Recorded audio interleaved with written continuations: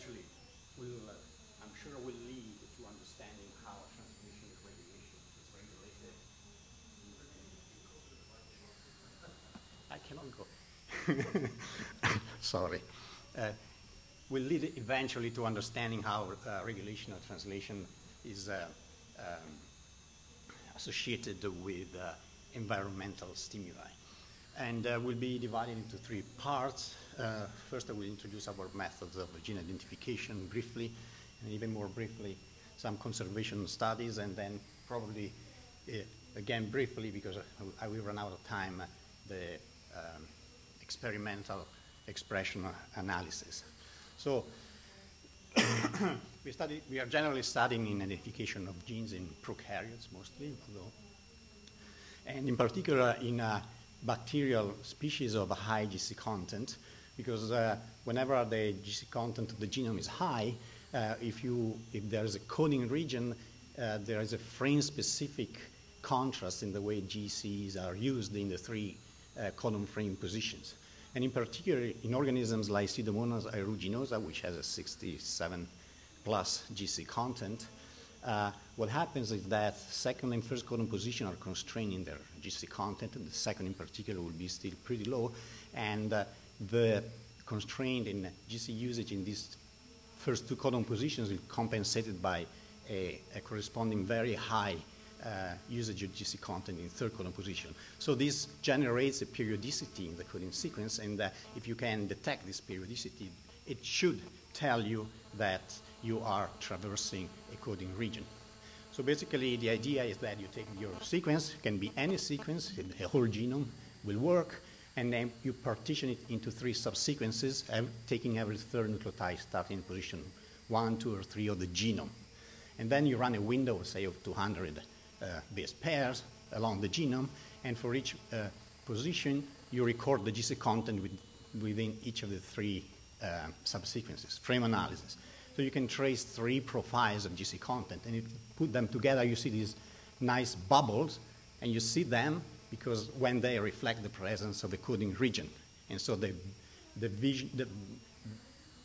seeing a bubble indicates to you that there's something there that generates these three periodicities, most likely a coding region.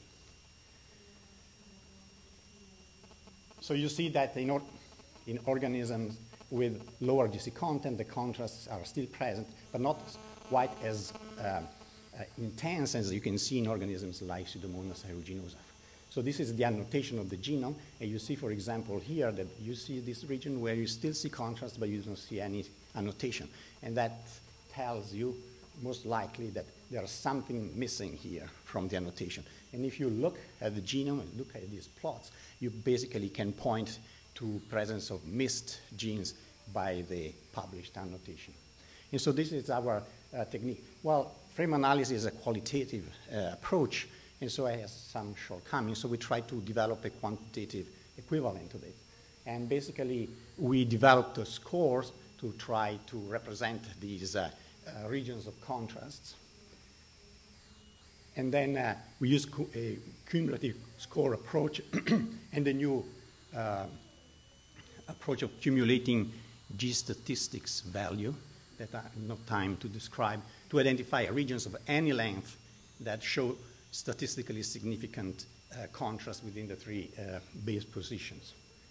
So we try to test the power of this approach in finding new regions, and if you take a huge data set, more than 2 million genes of known genes, you see that at different significance levels, here on this axis is the length of the gene, here's the GC content, and in particular, if the gene has high GC content, you are able to identify all of them except for the very smallest one.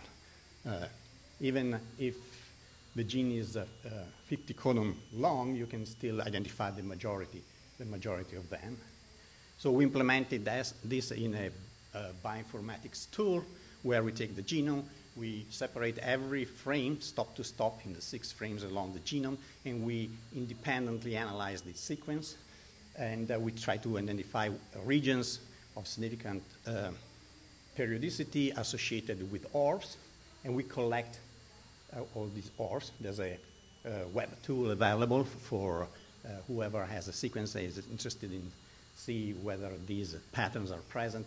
You can put your sequence here and we'll return for you a list of results and a graphical output, which is a booklet showing the S profiles along the whole sequence. For a prokaryotic genome, it will be something between 50, 100, 150 pages of plots which you can follow and identify genes or corroborate the annotation, which is indicated here. This is the original annotation of the GenBank file. And on the second line here are indicated the few ORs that may have been missed by the published annotation. So we collected these ORs. And we collected them for a number of 9 strains of Pseudomonas aeruginosa.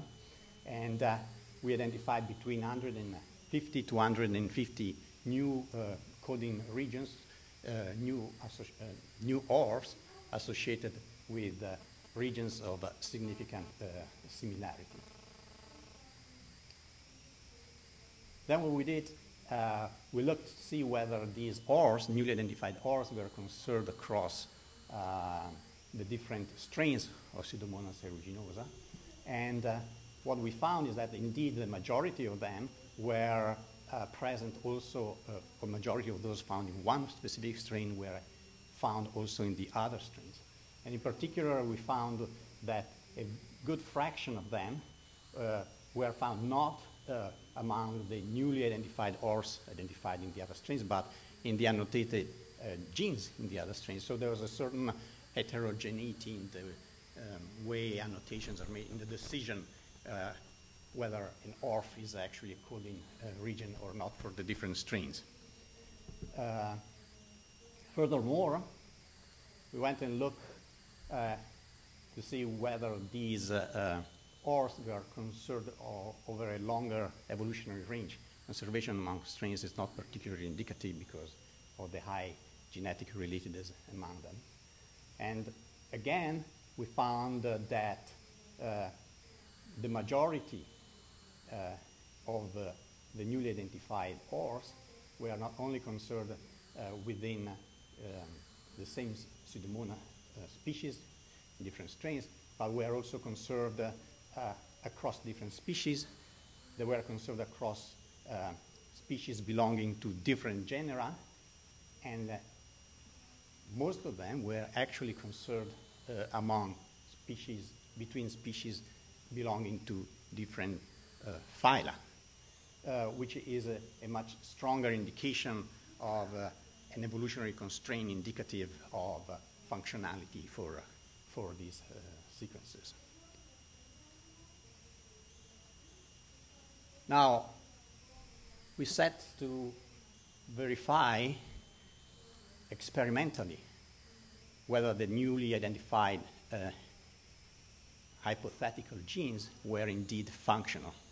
So, of course, we first thought of doing some transcriptome analysis, in particular doing RNA-seq, and we chose Pseudomonas aeruginosa PA01 because it's the reference strain and it was easily available to us.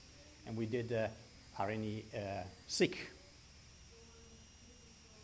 of the genome of Pseudomonas aeruginosa under normal condition of growth. And you get results like these. So here I've shown a few examples of the newly identified genes, the ones in the track identified as new. And so we compare basically the positions of the newly identified genes with the read record. And here we show on the upper half here the histogram of the count of reads in the direct strand, and in the lower half is a count of reads in the complementary strand. You see, for example, that this particular gene corresponds to a high number of mRNAs, and so on and so forth. I think most of these actually might have been chosen because they have some indication of mRNA, of gene expression in terms of mRNA. So basically, you can build a summary result like this. On top is the number of published genes and the number of newly identified genes divided into categories according to where they are characterized, functionally characterized, called just hypothetical, and whether they are long, greater than 100 codons, or short. And you can see that basically every single annotated gene in Pseudomonas aeruginosa is accompanied by evidence of transcription by RNA-seq analysis. And a very good fraction of the newly identified ORs also has evidence of transcription. And in particular, those which are long and characterized, which are more likely to be genes, are very high levels of percentages of transcriptional evidence. However, in bacteria, or at least in our experience in RNA-seq analysis on Pseudomonas aeruginosa, the situation is a little bit more confused. For example, here is a region. Here is our gene. Again, direct strand, complementary strand on the bottom. And we see evidence that our gene is transcribed. However, this evidence keeps going beyond the stop codon and going and going and going, and actually occupies two other genes which are very robustly predicted, but they don't have basically any evidence of transcription. Another case, you have evidence of transcription of our gene, but you have evidence of transcription of everything. Lots and lots of antisense transcription. Furthermore, in bacteria, genes are in operons often. So if you have an operon and you are predicting a new small genes in the middle, you will see the mRNA of the operon, but the fact that the mRNA is there doesn't tell you at all that the small gene you're predicting is real. It's just the mRNA of the whole operon. So we needed something more specific to identify. And we took advantage of a recently developed technique at UCSF by Ingoli in the Weissman laboratory, ribosome footprinting, by which you have a way of stalling ribosomes in the act of translating, and only those that are translating, using antibiotic or using flash freezing. And after you stall, let's say with the antibiotic, the ribosomes, you digest the RNA with an RNase, and everything gets digested except the small fragments which are protected by the ribosomes, and then you proceed deep sequencing the fragments. This way you are not actually counting the level of transcription, but you're actually counting the level of translation. And only the regions which are undergoing actively translation are those that have survived the procedure and get amplified and are part of the final cDNA library. So this should give you much more specific information of the level of translation of each individual gene. And this is the type of result that you get with ribosome footprinting. And there's still a little bit of noise, but the results are much more sharp, and you can tell for each gene whether it is translated and the intensity of translation. Plus you see something more, which are regions which are translated, but that are not coincident with any of the annotations, neither the old one, the published one, nor our new collection of new coding regions. This is a log scale. So you see you get 1, 10, 100, 10,000 reads per position. And it kind of hides one more interesting fact. Now, flash freezing is used is now preferred to use in antibiotics because of this event. when you give an antibiotic, you have the ribosomes, and in the case of Pseudomonas, tetracycline occupies the P site or the A site of the ribosome and stalls elongation. But stalling of elongation doesn't prevent recruitment of other ribosomes that come to the initiation. 5 more minutes? Great. Initiation site. So what happens that your treated cells end up being stalled like that. So you have an accumulation of ribosomes at the initiation sites. Ribosomes initiate, but they cannot elongate. And so everything gets piled up at the beginning much more. And so you find many more ribosomes at the initiation that you see along the gene, which is an artifact, but it's useful information because the piling up of the reads, this is a metagene average or sum of the number of reads where every gene is aligned to its annotated site of initiation of translation, and it's a histogram representing the read counts covering those positions. Oh, and you see that there's a very pronounced peak, and the peak tells you that's where translation initiates. Furthermore, if instead of recording the coverage, you record the number of reads centered at each particular position, now you're not recording positions hit by any positions in the length of the read, but only the central position. So one read counts for +1 at a particular position, and that gives you a very sharp peak. The reads are like 30 nucleotide long. This is the protected region by the ribosome. And the center +2 appears to be the one which is actually aligned to the initiation site. And the peak is very sharp, and maybe with a couple of codons wobbling, it tells you exactly what is the translation initiation site of a gene. So presence of the read and a peak centered on a putative translation initiation codon tells you whether the gene is expressed, is translated. This is a Groyal chaperoning gene in Pseudomonas aeruginosa, and this is the type of evidence that you get for each particular gene. See, Groyal is very highly expressed, 400 reads center at the start. Each circle here is an ATG or GTG, potential start of translation. The top row is in the frame. The other 2 rows are in the 2 alternative frames within the same strand, which could give rise to reads, and the bars are stop codons. So you see the real gene doesn't have stop codons, the other frames have random stop codons, lots and lots of ATGs and GTGs to choose from, and the peak is exactly where the annotated start of translation is.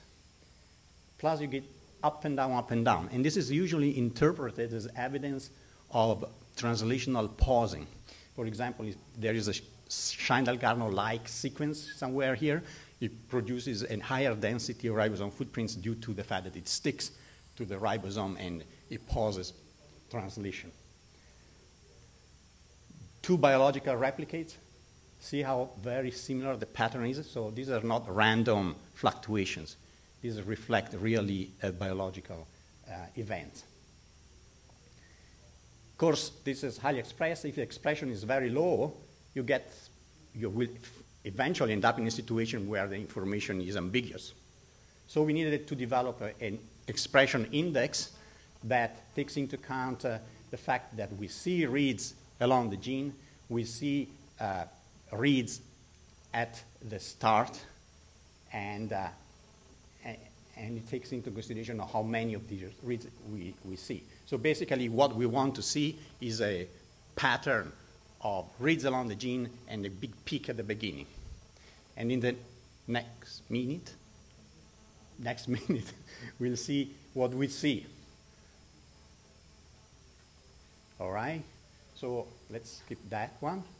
So now you see this is the analogous of before, and because we put a threshold of reliability of the evidence based on our expression index, we see that we have evidence of expression for about half of the annotated genes and for a little less of the newly identified genes.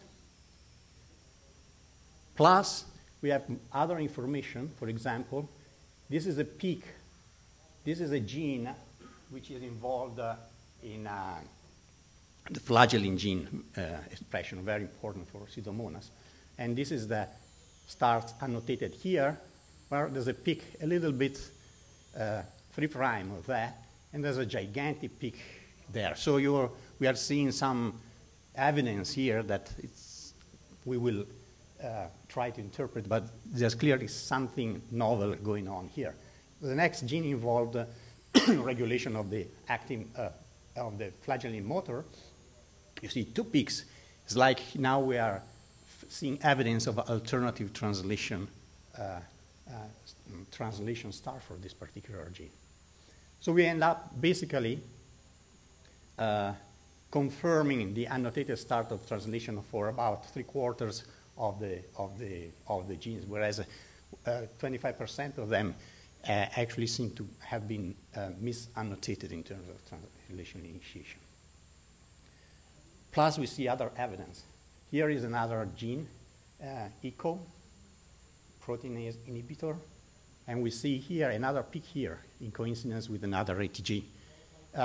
So there's a gene discovery potential.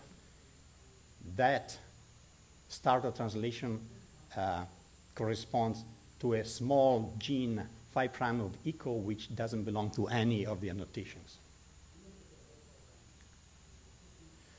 So how many, a lot of information ribosome footprinting can give us, and about translation, about initiation site, and discovery of new genes. And how many new genes we can discover with ribosome footprinting, I will tell you next time, because we didn't get to the point yet. And these are my collaborators. Thank you very much for listening. Well, differences between transcriptional level and translational level did you find?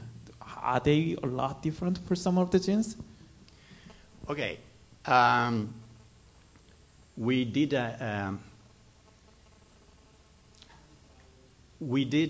analyze and compare data on levels of transcription, level of translation in control conditions and after oxidative stress. And that's when you want to see post-transcriptional control of translation in relation to environmental changes. And most of the levels of translation correlate positively with the level of transcription. But we identified 250 genes for which, after oxidative stress, there was a over-representation of translation, but insignificant, and significant under-representation of transcription. So these are candidate cases, at least these 250, plus more where you don't see evidence of differences in transcription, but you see evidence of differences in translation. So these are very interesting cases. And some of them involved genes that are well known to be differentially expressed in response to oxidative stress. So very little known. In eukaryotes, it is very well documented, this control, not so much in prokaryotes. But our preliminary results seem to indicate that there's something to be explored that is of value in this sense.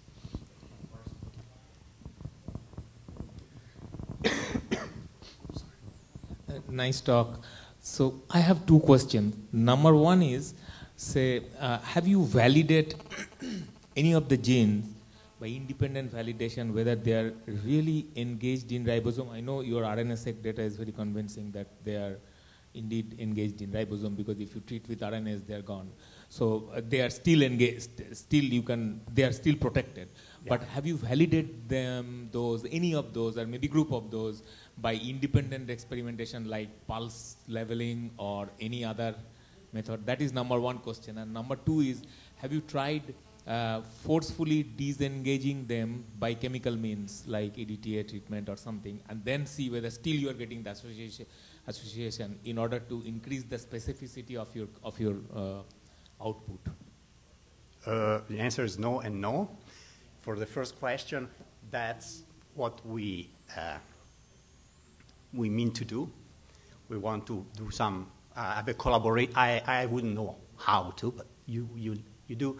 And I have a collaborator at the University of Florida that is interested in doing experiments to validate. He's telling me it's hard to get a phenotype, but we are definitely going to. So, no, but we mean we will. We will do. And the second question is not under the radar right now, but I should talk to you again and see what the. You could get non-specific association with large molecule and RNA.